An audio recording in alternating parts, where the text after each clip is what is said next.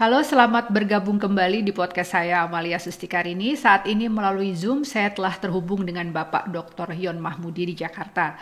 Bapak Yon Mahmudi saat ini adalah pengajar di program studi Arab Fakultas Ilmu Budaya Universitas Indonesia, Ketua Program Studi Pasca Sarjana Kajian Timur Tengah dan Islam Universitas Indonesia, dan Direktur Eksekutif InMind Institute.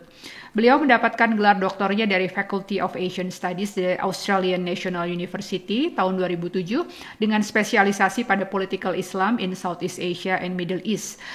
Dr. Yon Mahmudi adalah penulis buku Islamizing Indonesia, The Rise of Jamaah Tarbiyah and the Prosperous Justice Party, chapter buku The Development of Political Islam in Indonesia, Saudi-Indonesia Relation, dan The Contemporary Middle East History, The Leadership in Saudi and Libya. Saya akan berbincang-bincang dengan Dr. Yon Mahmudi seputar normalisasi hubungan diplomatik antara Uni Emirat Arab dan Bahrain dengan Israel dari perspektif geopolitik di Timur Tengah, peran Amerika Serikat, dan narasi Palestina dalam politik domestik di Indonesia. Simak perbincangan saya dengan Dr. Yon Mahmudi berikut ini.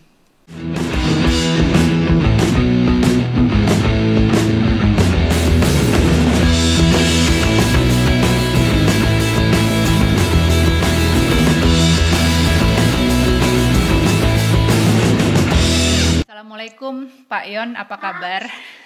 Waalaikumsalam, baik Bu Amalia. Iya, sehat ya Pak di Jakarta. Alhamdulillah, terima kasih diundang di podcastnya. Saya yang berterima kasih Pak atas kesediaan Bapak untuk bersedia Sama-sama. berbincang-bincang dengan saya dalam podcast ini, khususnya untuk membicarakan topik yang kayaknya selalu hangat ya Pak, tentang Timur Tengah. Iya. Apalagi Nggak kalau pernah sudah habisnya kayak dari. betul, tidak ada habisnya, apalagi kalau sudah ada Israel masuk nih Pak, makin seru rasanya ya. Gimana Pak, sudah mulai perkuliahan, sudah berjalan lagi semester ini ya Pak ya? Alhamdulillah sudah. Kita Alhamdulillah. pakai jarak jauh, pakai Zoom, Jarak jauh, tapi Jadi, insya Allah tetap efektif ya Pak ya, supaya perkuliahan baik. efektif dan bisa. Iya, oke, baik itu kuliah ataupun tesis, skripsi tetap berjalan dengan lancar ya Pak, insya Allah ya. Iya, alhamdulillah. Oke. Iya. Oke Pak, beberapa minggu yang lalu ya, itu kita mendapat berita tentang normalisasi hubungan diplomatik antara Bahrain dengan Israel setelah sebelumnya Uni Emirat Arab juga melakukan hal yang serupa. Nah, bagaimana Pak Yon memandang pembukaan hubungan atau normalisasi hubungan diplomatik ini Pak? Apakah ini didasari kepentingan geopolitik untuk membendung Iran? Karena saya membaca di satu artikel itu disebutkan bahwa sekarang di Timur Tengah, atau mungkin nggak sekarang ya, sudah terjadi cukup lama, Syiah gitu ya, yang diwakili oleh Iran itu dianggap lebih berbahaya dibandingkan Zionisme gitu ya. Atau ada perkembangan lain Pak yang menyebabkan akhirnya Palestina sudah tidak lagi menjadi prioritas beberapa negara di Timur Tengah ini? Ya, saya melihat bahwa faktor Iran memang menjadi salah satu ya faktor penting di dalam hal normalisasi hubungan dengan Israel yang digagas oleh Uni Emirat Arab, kemudian dilanjutkan oleh Bahrain, dan kabarnya kan juga Oman sudah mulai siap-siap ya, termasuk juga Sudan ya, dan ya beberapa negara yang memang punya hubungan dekat dengan Arab Saudi dan negara-negara Teluk ya, dan mereka menjadikan Iran sebagai ancaman regional.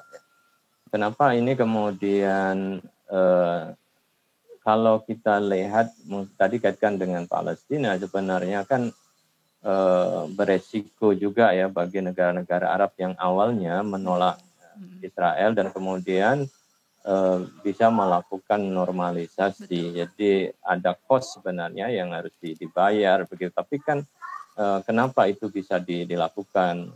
Artinya ada kepentingan yang lebih besar yang memang akan didapatkan secara geopolitik ya, terutama tentu menghambat penyebaran Iran ya dengan Syiah dan jaringan-jaringan milisinya yang sudah sampai Irak sudah dikuasai, kemudian Yaman ya dalam proses bergolak dan tidak pernah habisnya, Lebanon tentu, kemudian Suriah ya dengan demikian. Nah ini kan saya kira ancaman ini menjadi krusial untuk dihadapi. Pada satu sisi Amerika itu kan bersiap-siap untuk menarik diri sebenarnya ya. Politik yang awalnya ekspansionalisme ekspansif itu akan dikurangi karena tuntutan domestik kan juga. Betul Pak. Ya, maka ada potensi kekosongan hegemoni yang selama ini sangat kuat. Nah, kekosongan hegemoni ini dikhawatirkan akan memunculkan rezim yang dianggap agresif gitu ya, yang bisa menggoyahkan stabilitas yang ada di kawasan. Nah, Iran tentu dianggap salah satu potensi itu yang akan menjadi ancaman stabilitas politik di kawasan regional di Timur Tengah itu. Maka mau tidak mau sebenarnya saya melihat Arab Saudi dan negara-negara Teluk itu masih menginginkan agar Amerika tetap stay di sana begitu ya, karena ini tentu menyangkut keberlangsungan rezim yang sedang berkuasa ya, monarki yang ada di kawasan Teluk itu yang punya hubungan dekat. Betul.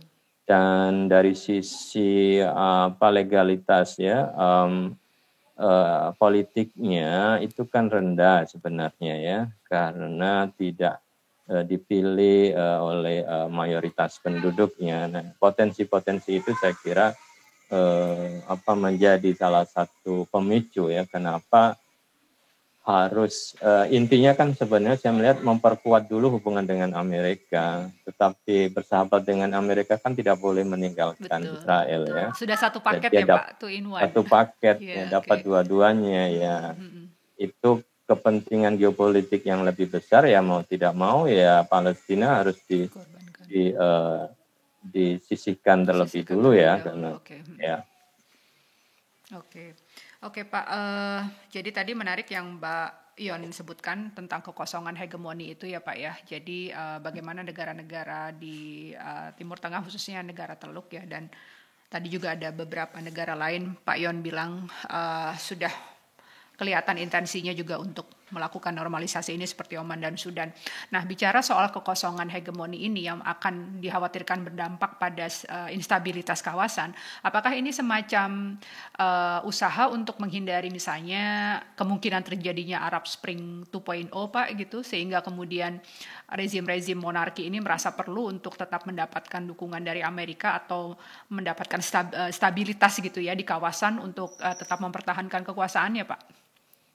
Ya, Amerika itu kan sebagai penjamin ya terhadap keberlangsungan rezim yang bisa menahan gelombang Arab Spring ya apabila dibutuhkan. Dan negara-negara ini kan memang khawatir apabila gelombang itu terus ya masuk ya mempengaruhi dinamika itu. Maka yang dilakukan kan mereka lebih ekspansif sebenarnya, membantu rejim-rejim yang lain agar bisa survive ya.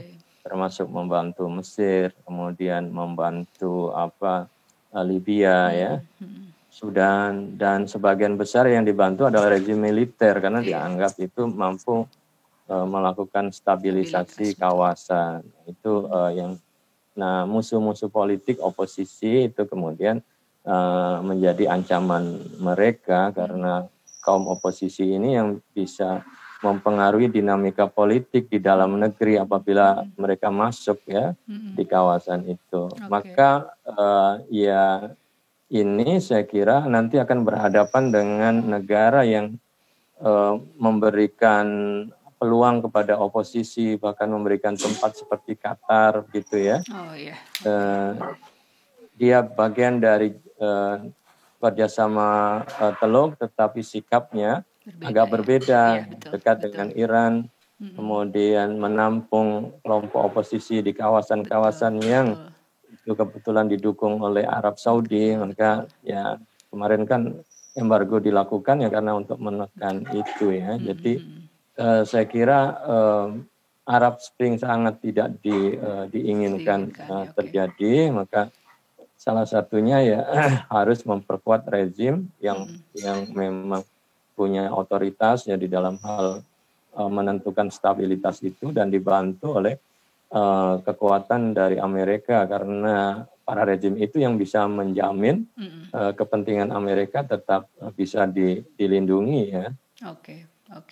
Nah ini kan normalisasinya itu terjadi pada saat wabah COVID-19 ini ya Pak ya. Ini suatu Iya, betul. kebetulan atau sebetulnya sudah proses yang dilakukan sejak lama sih Pak? Maksud saya kalau misalnya kemudian terkait dengan COVID-19 ini, apakah kemudian misalnya dampak ekonomi yang dirasakan akibat COVID-19 ini menjadi akselerasi dari keputusan negara-negara ini untuk menormalisasi hubungan diplomatik tersebut dengan Israel? Sebenarnya keinginan untuk normalisasi sudah lama juga lama ditawarkan ya, oleh Israel ya. Nampak sejak 2015 sudah mulai ada pembicaraan. Senior official dari Israel datang ke Abu Dhabi ya, berkunjung. Kemudian mereka juga mulai ikut di dalam hal exhibition ya di Abu Dhabi, dan itu sudah mereka lakukan memang tidak banyak diekspos ya. Nah, ada alasan momentum yang mungkin bisa digunakan sebagai pintu masuk bagi Uni Emirat Arab ketika kemarin isu aneksasi ya, bahwa Israel mau melakukan aneksasi. Uni Emirat Arab berdalih bahwa berkat lobby dari Uni Emirat Arab maka aneksasi itu bisa dibatalkan karena kedekatan hubungan Uni Emirat Arab dengan Israel, maka normalisasi itu sebagai upaya untuk bisa mengontrol agar Israel tidak melakukan aneksasi. Walaupun itu juga dibantah juga oleh pemerintah Israel ya, bahwa tidak dibatalkan tapi memang ditunda begitu ya. Jadi justifikasinya tidak cukup kuat. Nah, ketika pandemi ini kondisi Palestina kan juga semakin berat ya. Pengangguran, kemudian ya hampir tepi barat itu 30%-nya kan bekerja di wilayah pendudukan ya, yang sering ketika dia harus ditutup atau bahkan tidak ada protokol kesehatan sama sekali sehingga mereka beresiko, dan kondisinya memang cukup memprihatinkan. Nah, dari sisi ekonomi kawasan Teluk juga sangat terimbas besar ya di dalam hal ekonominya begitu ya, hampir ya sama sih, juga mengalami resesi kalau kita lihat ya sampai karena kan mereka mencoba untuk memberikan bantuan cukup besar kepada penduduknya, tetapi juga belum segera mereda dan ekonomi belum bangkit. Nah, Israel sebagai kekuatan yang mulai, artinya secara pragmatis kan mulai mereka perhitungkan secara militer kekuatannya besar, secara ekonomi juga cukup besar pengaruhnya, maka dari sisi itu saya kira kepentingan ini bertemu dengan Uni Emirat dan negara-negara Teluk ya. Pas juga ketika negara-negara lain pada fokus pada persoalan pandemi masing-masing ya. Betul Pak. Momentum ini digunakan. Oke, terima kasih Pak Yon atas elaborasinya. Nah, tadi Pak Yon sudah sempat menyebutkan gitu bahwa kalau perdamaian dengan Israel itu dan Amerika itu selalu satu paket ya Pak ya, dan kita juga memang melihat gitu bagaimana Presiden Donald Trump itu memang cukup aktif melakukan beberapa manuver gitu ya Pak ya di Timur Tengah yang berkaitan dengan Israel. Ya sebetulnya apabila kita mau bicara tentang Amerika Serikat ya dukungan itu sebetulnya konstan sih Pak ya untuk Israel gitu. Tapi bagaimana kekerapannya itu yang mungkin agak berbeda antara Partai Demokrat dengan Republik, atau bahkan sebetulnya mungkin platformnya sih hampir sama gitu ya. Nah, kalau menurut Pak Yon sendiri selain meraih atau mempertahankan dukungan kelompok Yahudi di Amerika Serikat, apalagi sebentar lagi mau pemilu nih Pak ya, apakah motif dari Presiden Donald Trump ini dalam manuver-manuvernya itu apa ada motif lain lagi Pak selain tadi untuk mempertahankan suara dari kelompok Yahudi? Nampaknya sepertinya Donald Trump ingin segera menyelesaikan masalah berkaitan dengan konflik Israel dengan Palestina ya. Salah satunya kan dengan tawaran proposal deal of century-nya. Iya, betul. Jadi harus ada deal yang bisa ditawarkan dan asumsinya nanti Palestina bisa menerima begitu ya.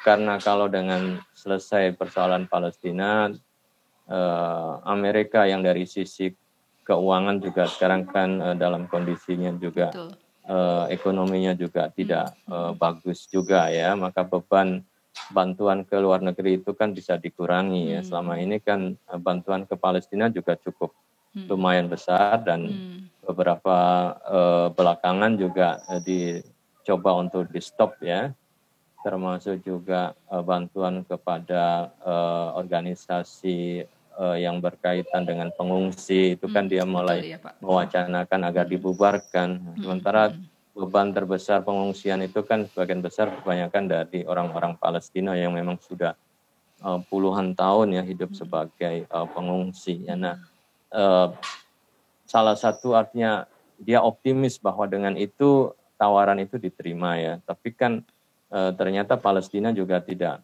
bisa menerimanya karena Abbas sendiri melihat bahwa Palestina tidak bisa dijual begitu ya, ide perjuangan kemerdekaannya itu tidak bisa ditukar dengan deal yang disampaikan oleh Donald Trump, walaupun Donald Trump menjanjikan wilayah Palestina akan dilakukan modernisasi, pembangunan, yang akan dibuka lapangan terbang internasional dan sebagainya, asal mau mengikuti deal yang disampaikan oleh Donald Trump.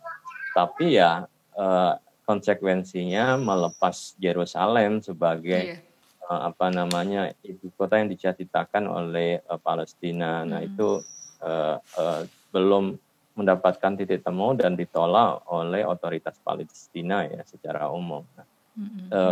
Saya kira salah satunya itu sehingga ketika Amerika mulai menarik keterlibatannya dari Timur Tengah, kondisinya relatif lebih kondusif ya. Lebih kondusif. Ini cukup seru juga ya Pak ya, bahkan sampai Donald Trump dinominasikan menjadi salah satu penerima Nobel perdamaian ya, dianggap sebagai inisiator gitu ya perdamaian ya. Sebuah hal yang ya kalau menurut kita mungkin terlihat kontradiktif ya, tapi seperti inilah real politik yang terjadi di kawasan Timur Tengah sekarang. Bisa saja dia terobsesi juga untuk dapat Nobel ya. Gitu ya.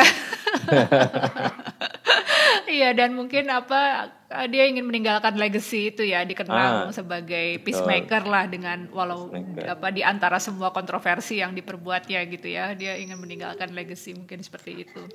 Oke, nah sekarang kalau dikaitkan dengan Indonesia nih Pak, melihat perkembangan geopolitik terkini di Timur Tengah ya, termasuk tadi pembukaan atau normalisasi hubungan diplomatik beberapa negara Timur Tengah dengan Israel, dan kelihatan mungkin satu-satu gitu ya negara di Timur Tengah sudah mulai bersikap lebih pragmatis gitu terhadap Israel ya Pak ya. Apa posisi strategis yang masih dapat diperankan oleh Indonesia untuk isu Palestina ini sih Pak? Ya, dari pemerintah otoritas Palestina itu sangat berharap ya Indonesia tetap komitmen, kemudian konsisten mendukung perjuangan Palestina ya.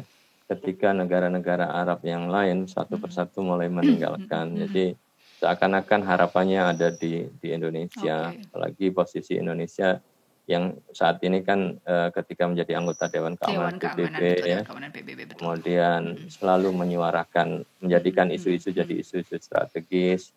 Kemarin Pak Jokowi dalam pidato juga kan address ya tentang khusus tentang Palestina. Ini paling tidak kan mengobati luka warga Palestina ya, tidak sendiri. Ketika di forum internasional Indonesia menyuarakan itu. Komitmen itu saya kira kemudian menjadi sesuatu yang sangat penting begitu ya, berdasarkan pada suatu cita-cita kemerdekaan ya, bahwa bisa saja normalisasi akan terjadi, tetapi ada prerequisite-nya ya, syaratnya ya Palestina merdeka begitu ya. Jadi selama Palestina belum merdeka ya tidak ada kerjasama dengan Israel. Dengan itu ya mudah-mudahan juga bisa menjadi sebuah penekan ya secara tidak langsung bahwa ya kemerdekaan Palestina itu sesuatu yang penting. Two state solution itu jangan hilang dengan pendekatan-pendekatan pragmatis yang ada yang pada akhirnya mengorbankan kepentingan rakyat Palestina. Nah, di sisi ini saya kira ya peran Indonesia ya menjadi cukup penting. Oke. Apakah misalnya Indonesia bisa terlibat lebih jauh dalam memediasi kalangan internal di Palestina, Pak? Karena kan memang faksionalismenya kan masih cukup tinggi ya, Pak, di sana. Mungkin nggak Indonesia masih sebagai pihak yang, karena posisi Indonesia sebagai pihak yang cukup mendapat respect gitu loh dari Palestina. Iya, saya sejak dulu selalu mengusulkan ya bahwa Indonesia harus segera masuk menyelesaikan konflik internal. Karena kita sadari bahwa kitalah yang sebenarnya bisa diterima ya, dibandingkan dengan Mesir yang punya hubungan dekat dengan ya itu mungkin juga tidak sepenuhnya bisa diterima, apalagi kebijakan Mesir juga represif terhadap pintu masuk di Palestina kan, di Gaza dan sebagainya sih. Makanya gagal ya, harapan itu sih bisa. Tapi itu belum terlaksana ya. Kemarin waktu pertemuan dengan Kemlu saya sampaikan lagi ya, mudah-mudahan juga jadi alternatif, termasuk anggota DPR juga mendorong itu. Tapi kan perkembangan terakhir justru rekonsiliasi itu diambil alih oleh Turki ya. Iya sih, betul Pak. Turki kemudian mengajak mereka untuk berbicara di Istanbul dan agaknya mulai menunjukkan kesepakatan damai ya di antara mereka, terutama menghadapi pemilu yang sebentar lagi dilakukan ya 2020 atau 2021, sehingga dalam tekanan yang keras dari Israel dan juga kondisi yang tidak menguntungkan karena normalisasi memaksa mereka untuk melakukan rekonsiliasi. Nah, Indonesia saya kira bisa memperkuat ini begitu ya, bisa ikut bersama-sama dengan Turki, termasuk juga melobi negara-negara lain ya, negara lain atau kelompok kuartet yang lain kan, PBB saya kira sudah bisa dikondisikan, mungkin dengan Rusia saya kira juga perlu ada concern sendiri, dengan Uni Eropa saya kira juga kan perlu. Di samping tentu juga Amerika, walaupun Amerika sudah berpihak, tapi kan Indonesia punya hubungan terhadap keempat negara atau lembaga itu ya, saya kira bisa dimainkan secara lebih aktif ya. Oke, terima kasih Pak. Jadi memang kita tetap menanti konsistensi, insya Allah tentunya tidak diragukan lagi lah, tapi mungkin persistensi dan juga peran lebih aktif dari Indonesia untuk dalam kasus Palestina ini ya Pak. Nah, berikutnya gini Pak, Palestina itu kan walaupun negara tetangga gitu ya, tapi seolah-olah kan rasanya sudah menjadi bagian dari Indonesia gitu ya, dalam politik domestik Indonesia ya Pak ya. Dan dari tahun ke tahun, mungkin ya di tahun-tahun belakangan ini, sepertinya narasi Palestina ini akhirnya bukan hanya untuk membantu perjuangan satu negara yang masih belum bisa memperoleh kemerdekaan ya sampai di era sekarang ini, tapi juga menjadi narasi perjuangan umat Islam secara lebih umum Pak gitu di Indonesia gitu ya, menjadi narasi dan menjadi pretext gitu di beberapa peristiwa. Ya kita lihatlah ada beberapa demonstrasi gitu misalnya ya yang dilakukan baik itu untuk mengkritisi kebijakan pemerintah tertentu atau suatu hal tertentu yang dilakukan oleh sekelompok umat Islam gitu misalnya, itu biasanya akan selalu membawa Palestina gitu, entah benderanya gitu ya, bahkan yang terakhir itu kan ada demonstrasi sampai duta besarnya kemudian hadir dan agak terjadi pro kontra lah Pak ya gitu kan, walaupun ya versi sebenarnya kita nggak tahu, tapi berdasarkan penuturan beliau katanya undangannya tidak seperti itu dan lain-lain lah. Jadi Palestina itu menjadi sebuah narasi perjuangan ini gitu Pak ya, untuk beberapa kelompok-kelompok di Indonesia. Nah, bagaimana Pak Yon melihat ini Pak? Terlebih lagi karena Pak Yon sendiri itu tadi bergerak di bidang promosi moderasi ya Pak ya, karena kadang kan konflik Palestina ini adalah sebetulnya sebuah faktor gitu pendorong bagi beberapa gerakan-gerakan radikal juga di Indonesia kan Pak ya, apalagi apabila apa yang terjadi di Timur Tengah misalnya menyudutkan Palestina dan lain-lain. Nah, itu biasanya akan menjadi narasi yang sangat sering digunakan oleh beberapa kelompok radikal di tanah air. Bagaimana Pak Yon memandang hal ini Pak? Ya, tentu kalau kita menghormati perjuangan Mm-mm. Palestina, Mm-mm. maka simbol-simbol perjuangan Palestina jangan kemudian dijadikan sebagai komoditas politik ya, atau yang melibatkan politik praktis Mm-mm. ya, yang itu berkaitan dengan ya, dukung-mendukung politik, Oke, ya, ya. mengkritik kebijakan dan lain sebagainya. Karena tentu Palestina pasti posisinya pada posisi yang netral kepada Mm-mm. semua ya, kalangan, tidak hanya umat Islam saya kira, tapi Mm-mm. membutuhkan dukungan dari seluruh rakyat Betul. Indonesia. Jadi secara umum, dan isu Palestina bukan hanya monopoli dari sebuah kelompok gerakan Islam, tetapi ya harus juga bisa dipahami ya konteksnya juga oleh saudara-saudara kita lain yang mungkin non Muslim Betul, ya, Pak, betul sehingga sekali ya. isunya menjadi lebih luas, bukan urusan umat Islam Betul, apalagi saja, sebetulnya tetapi juga Palestina sendiri itu kan juga komposisinya beragam agamanya ya Pak ya, tidak iya, hanya iya Muslim betul. kan, Jadi betul. tidak hanya Muslim, yang direpresif itu juga tidak hanya umat Islam, Betul. tetapi juga Kristiani juga di sana Betul, ya, karena betul Pak. persoalan politik. Ya harusnya sih dengan isu Palestina bisa menyatukan ya semua kalangan untuk berbicara tentang kemanusiaan, Betul. tentang apa namanya ketidakadilan ya, suatu bangsa yang ingin menentukan nasibnya Nasibnya sendiri sendiri tapi ya. hidup ya di dalam proses imperialisme yang sangat panjang begitu. Nah, saya kira apa ya, solidaritas ketidakadilan itu saya kira harus diperkuat begitu Oke. ya. Nah, kalaupun toh kemudian ada ekspresinya solidaritas itu macam-macam, umat Islam juga membuat kegiatan solidaritas, yang lain tidak. Selama itu murni aktivitas yang untuk Palestina, saya kira itu kan bagian dari cara ya mengekspresikan.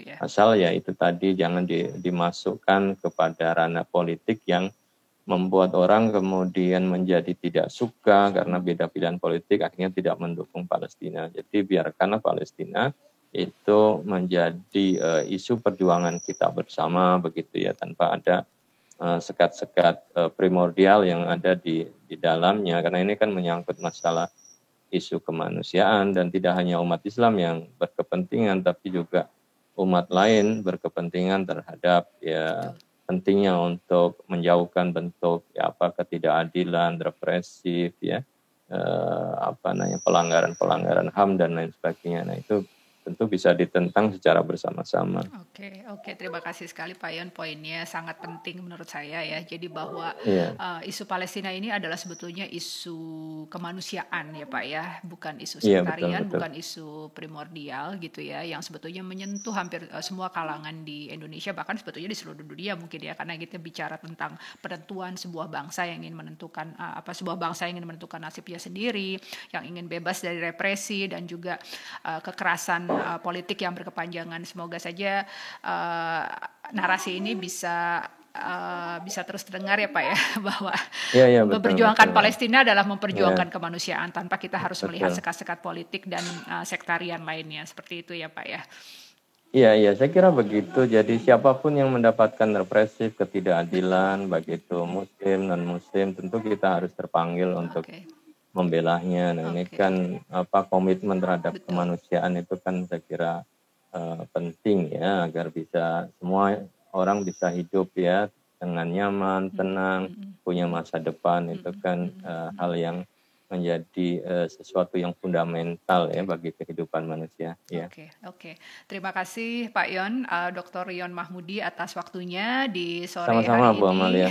Oke. Pembicaraan yang sangat mencerahkan dan menyenangkan Pak untuk mengamati perkembangan terkini di Timur Tengah ini. Sukses untuk semua aktivitas Bapak untuk Terima mengajar, kasih, terima kasih. meriset dan menulis ya, dan Ya, sukses tetap juga buat Bu mencerahkan kami ya Amalia. Pak ya tentang isu-isu Amin. Palestina, Timur Tengah, dan Oke, hubungannya dengan Indonesia ini kepada kami semua sama-sama. dan Ya, khususnya para generasi muda. Salam untuk keluarga Pak, untuk kolega juga di sama-sama. kampus. Terima Oke, kasih banyak. Assalamualaikum baik. warahmatullahi wabarakatuh. Waalaikumsalam warahmatullahi wabarakatuh. Terima Terima kasih. kasih Pak Selamat Yon. sore. Ya.